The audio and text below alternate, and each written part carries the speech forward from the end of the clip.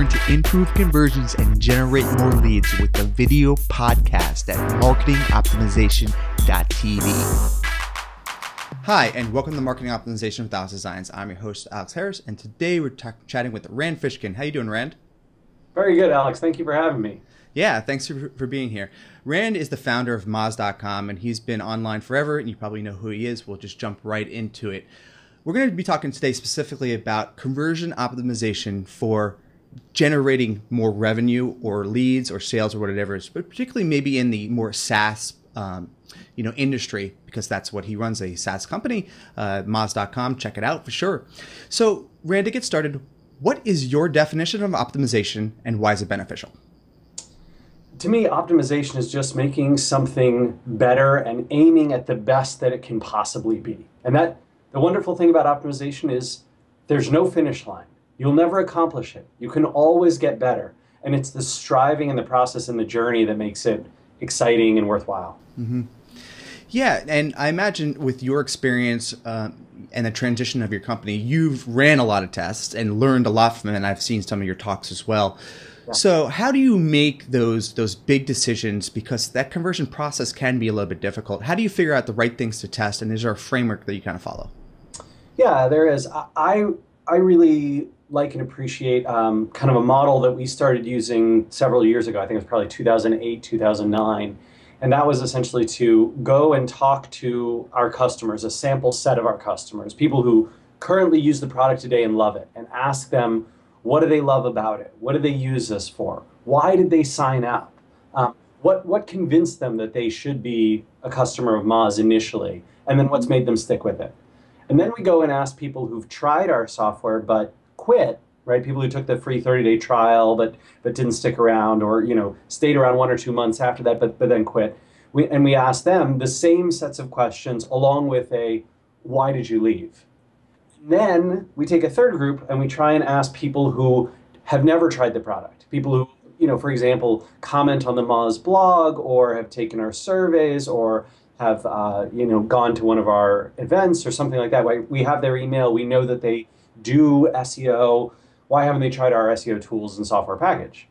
And we try and get those answers from them, right? Like, did you consider using MOZ? What made you decide against it? What would have convinced you? That sort of thing.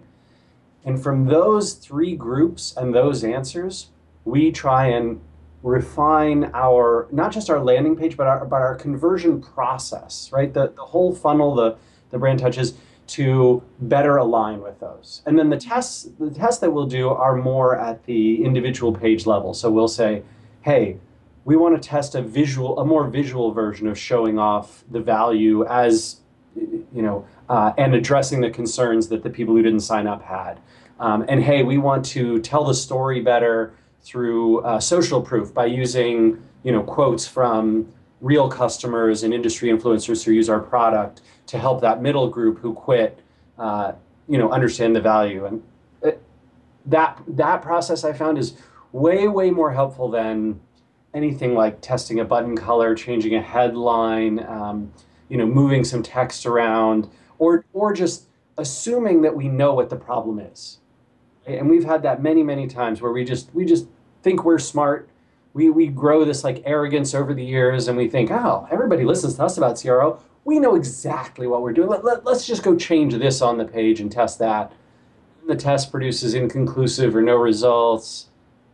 It's useless. Like, go actually figure out what it is. What is the delta between the product that you have and and the value it provides and the perception that people have about your product from their experience with your site? Yeah, well, even after optimizing, really thousands of different pages and experience, you can have the feeling that you're going to know it all, but then all of a sudden you test something and you get surprised and something else wins, and it's like, oh my God, I have to continue to think like a scientist, can't take anything personally, and just continue to iterate, because you're gonna fail a bunch and you can't take it personally, so you got to keep on kind of moving forward. So before we move on, I'd like to share with the audience maybe how you're collecting some of that qualitative data and then actually implementing those tests. Can you talk about some of the tools that you're using? Yeah, for us, it's super simple, right? We are literally using SurveyMonkey to collect the survey data. As we email out I believe most of the emails are sent personally. Sometimes we use our mail program, which is through SendGrid. We built something internally called MOZ Mail that handles all the mail we send to our customers and potential customers and targets. And we use SendGrid on the back end for that. They have a great API system. And then, they get a mail, they fill out the SurveyMonkey stuff. We close the survey after a couple of weeks, and then we analyze that data, and our design UX team works with our marketing team to come up with the tests that we're going to perform. Mm-hmm. So, and now we understand, the different personas that are coming over what pains and problems they may be having if they converted or they didn't convert. So, kind of a general tips for people who are implementing A/B testing. Do you have some, top tips to maybe help people improve their conversions or at least test? Yeah. So I think, one of the biggest takeaways for me is to prioritize your test. One of the things that happens is people go and they believe they have heard testing is a good idea. They think they want to do some A/B or multivariate testing, and so they kind of brainstorm a few ideas of things they could test, and that becomes what they actually test. And that's kind of a terrible methodology, because you're not coming at this with the right knowledge, right? So my biggest tip is to collect data on the difference between the perception your customers have and what you've got, and then to try and prioritize your A/B tests by things that you think will make the most difference, right? Will have the most impact. So if you say, hey, we're going to write a completely new landing page, it's going to be a long scroller, it's going to be very detailed and have tons of social proof and very visual, and then we're going to try a very simplistic, visually pretty but minimalist design that gets you through to conversion very, very quickly. And then we're going to try a version that's a video. You watch the video, and there's the convert button right there, and it's a 4-minute long video. And let's see which of these works best for us. And wow, it was the video. Okay, now let's try optimizing that video. Now let's go, make that video better and improve the middle section where we saw we'll use Wistia, and we can see that there was an engagement gap around minute 2.5. Great, let's go in there, figure out why we're losing people and try to keep them. So it's that prioritization that I think is really critical. That's the top on my list of A/B testing tips. And there's a bunch more, right? So you should, if you are seeing that that you're running a test that's going to take a really long time to complete because the degree of difference between the two versions is so small, I'd actually throw that test out entirely. I wouldn't say, oh, well, we're in week 1, it's going to take 6 weeks to run. I'd be like, dude, let's find a more meaningful test. 6 weeks, I mean, that's like half a quarter. What are you doing? Throw the test away, find a more meaningful test. Even if it takes you another week to implement it, you still have 4 weeks for that test to prove out its value. So I would throw away tests that are going to take a long time because they only produce very tiny incremental value quickly. I think that's another big one. Yeah, testing for impact. I certainly have found that myself, because you can run small tests, maybe if you're filling gaps into just continue testing, but testing for impact is really where you get your biggest wins. Because if you test small things and get small improvements, it might not affect your bottom line anyway. It's just on a individual page by page basis. Maybe you have micro conversions and you're getting more people to click from one page to the next. So it could accomplish that goal. But in the bigger picture, definitely testing for impact. I certainly agree. Now I did hear you speak a couple times about some other tips. Maybe you can just explain them a little bit, but more like aligning the ideal visitor, their intent with the page purpose. Yeah, so this is a really big one for SEO, Alex, right? Like, someone has performed a search query and they come to your page and they have something they're trying to accomplish. And one of the things that we've found consistently is that what they're trying to accomplish and what you want to accomplish as a business don't always align perfectly. Hopefully, that there's like a Venn diagram and there's some overlap right in the middle of those two circles. And that's ideal. That's where you want to focus the page's content and the page's mission, is the overlap between what you would like from them and what they are trying to accomplish. But what you don't want to do is, for example, have a page that's selling a product that actually has very little to do with the search query that someone came on, and you're providing minimal content and not a great answer to their query. They're just going to click that back button. That pogo sticking effect is going to mean that you rank lower in the search engines, right? Because Google and Bing both measure pogo sticking. If someone's clicking your result, going right back to the search results and clicking something else, they weren't satisfied by the query from your page, right? And Google and Bing know that. So your chances of ranking highly for a long time are going to diminish. And then your conversion rate can also be really tied to that. So even, I urge folks who have content that isn't necessarily tied to their overall business purpose directly to think about the overlap, right? So if that is, well, that person might not be a customer today, but maybe they will in the long term. Okay, great. Let's offer them something that they'll sign up for, that they want to receive via email. And when they do have that match as a customer, we'll be able to capture it because now we have their email address and we've dropped a cookie on them. We can do retargeting and remarketing, and we can send them a special offer and all these kinds of things, right? So you have to think about the long term rather than the short term. Another big one that I talk about a lot is this idea of not converting people too fast, which is really weird. Yeah. Low lifetime value. Exactly. So in the SaaS world in particular, but this is true, I think, for all businesses, not just SaaS. In the SaaS world in particular, your most important metric is not necessarily going to be conversion rate or even new signups, new customers, and growth of customers. Your most important, or one of your most important metrics is customer lifetime value. And customer lifetime value relies on churn rate. So if you have someone who's going to stick with you 24, 36, 48 months, fantastic. That's great, right? And their dollar spent with you and customer lifetime value is going to be quite high.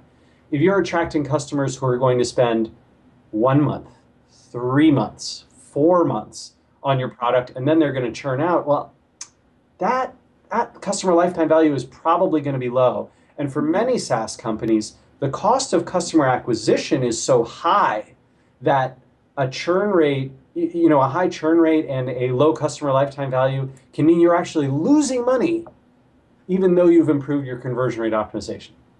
So, as a SaaS business, and many businesses, what I urge you to do is look at a metric that we at MOZ have calculated, which is the correlation between number of visits to the website prior to purchase and average lifetime value of the customer, right? So when we look, what we see is a direct correlation, very, very high, that says the more times you visit our site before you take the free trial, the longer on average it is that you will stay with MOZ, and the more likely it is that you'll upgrade from our $99 tier to our $149 tier and these kinds of things. And that tells me I don't want to convert too fast. I want someone to become part of the community. I want them to get educated. I want them to have a great experience with MOZ, read our beginner's guide, read the blog, watch a few Whiteboard Fridays, engage in some of the events and free webinars. Awesome. And then when you're ready, come and convert and try us. And that means we can't be too pushy about forcing the free trial and trying to get, fill the funnel as much as we can at the top. That's actually working counter to the interests of the business long term and, frankly, to the interest of the customer. Yeah. Right? So.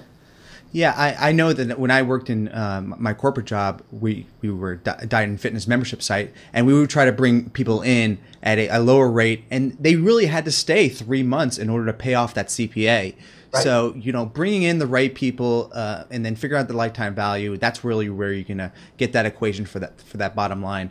Finding, and then, that onboarding process is really so important too. If they do come in, make sure that they're happy, they know what they want, and you set their expectations. And even before that, as you mentioned, how many touch points it takes in order to make the potential customers feel comfortable with your brand, and then giving you money, they're more likely going to stay for the long run. Totally agree. And one of the weird things is, so I should clarify that classic SaaS businesses have an enterprise sales force, right? That's going and talking to and engaging, interacting via phone, right, with every customer who signs up or potentially signs up. Sometimes they're doing outreach to get those people onboarded. And they usually have a lengthy onboarding process that to walk people through, and they do optimization around that onboarding. MOZ is a little bit different, right? So we are self-service SaaS. We have zero salespeople. There's no, we do have a customer help and success team that you can call, and right, they help with bugs and problems and issues inside the software, but they don't do like formal onboarding. They're not going to call you. So because it's very self-service, the onboarding for us really happens a lot before the conversion process, right? It's when people understand all of these SEO terms and like, what does it mean when I see a 302 redirect? Why is Moz telling me that that's something I need to worry about? Or why are they telling me I should block this page with robots no index rather than the robots.txt file because of the link equity? I don't understand that. And so, if they've gotten through that education process before converting, it's really, really helpful. And for businesses like us, of which there are more and more, right? More and more people are doing the self-service SaaS model, that those visits prior to conversion are critical.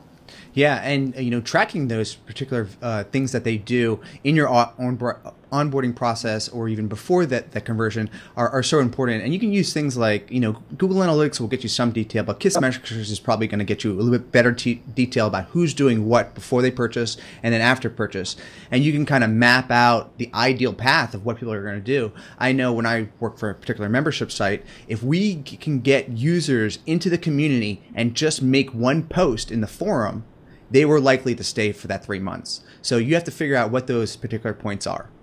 Yeah, absolutely. And we've used Kissmetrics and Mixpanel more recently to do exactly those things. Yeah, and Mixpanel is great because you can actually tag specific events within your page to tell them what do you want to do. Maybe sign up for an upgrade. What forms to fill out. So Mixpanel gives you a little bit more flexibility.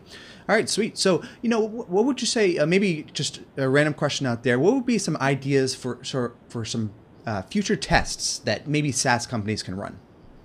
Yeah, some of the things that I really like being able to test are formats for the information you're sharing. So we've seen some really interesting stuff. We actually haven't tried this, but I've seen some really interesting stuff around interactive elements, meaning like a tool or a calculator that gives you some data in the conversion funnel process. I've seen really cool stuff with, I don't want to call them infographics, I more want to call them like visual assets of charts and graphs showing data. I think the social proof thing is well documented, right? Saying like, here's an industry influencer in your field, or here's a customer just like you, and here they are saying positive things about how they've gotten value from the product. But I've also seen really cool stuff around data showing the average person's value that they receive from your product or your software, especially in B2B, right? If you can show like, hey, we have 600 customers on our platform. Here's the average customer's performance after using our product in month 1, 2, 3, 4, 5, and the chart just goes up and to the right. It's great. It's transparent and authentic, but it's showing the real average value, right? And then someone can say, hey, look, the average customer who signed up for this product and used it got this much value. Like this is what I'm going to get from this product. So I've seen some cool results on that. If you can get that kind of data, I'd urge you to try and test those things. Yeah, I hate to go back to this as a specific example, but creating a specific quiz or type of conversion funnel, it creates this interactive experience that gets people involved in your pages, and in the end, they want some results. So you can collect leads along the way. You can be segmenting your audience and onto different offers, and along the way, you're learning qualitative data about what type of people are actually filling out that quiz. It's an interactive experience. You're collecting leads and positioning them for conversion in the long run. Great experience. We actually did this at the diet company with a free diet profile. People put their BMI in, and in the end, we give them recommendations on what diets to take. Hopefully they actually bought from us. If not, we just send them newsletters basically. But in the SaaS world too, if a company's signing up for web design services, you can, have just pictures of, oh, I'm interested in HTML or web design or whatever it is, do it yourself type of thing. And you can have that whole interactivity. It's a great way to position your funnel.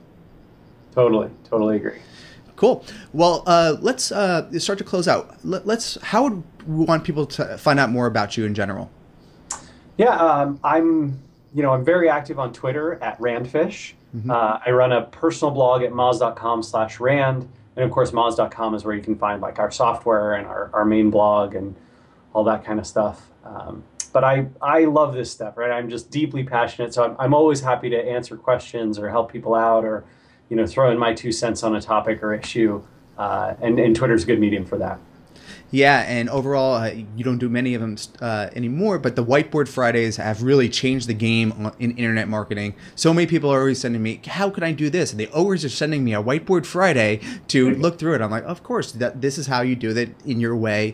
So those are and really... I still do them every week. Oh, you do? Okay. Yeah, there's one every week. We've had a few guest stars, I think, the past couple weeks, but you should still see me probably 40 out of 52 weeks of the year. I'll be in there. All right, cool. Awesome. To close out, what would be one thing that optimizers can do to really take their conversion rates to the next level? One thing optimizers can do. I would probably urge optimizers to think very holistically about the customer journey. I think that a lot of times we as optimizers, even the word optimizing oftentimes means to us a single page, right?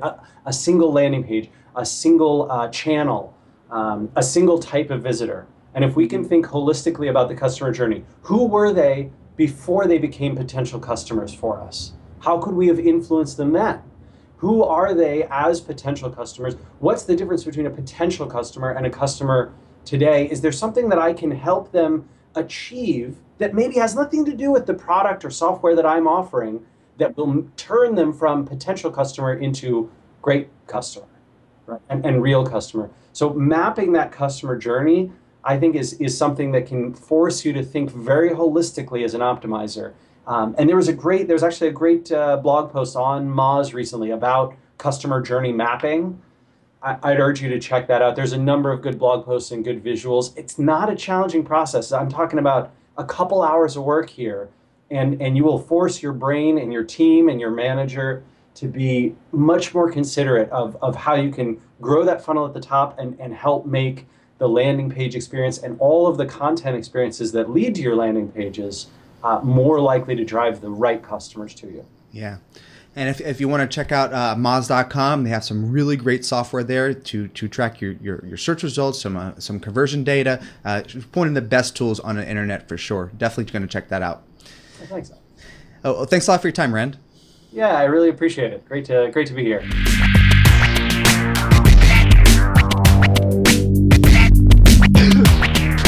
Thank you for watching the Marketing Optimization Podcast with Alex Designs. Please remember to subscribe to all of the videos in my YouTube channel.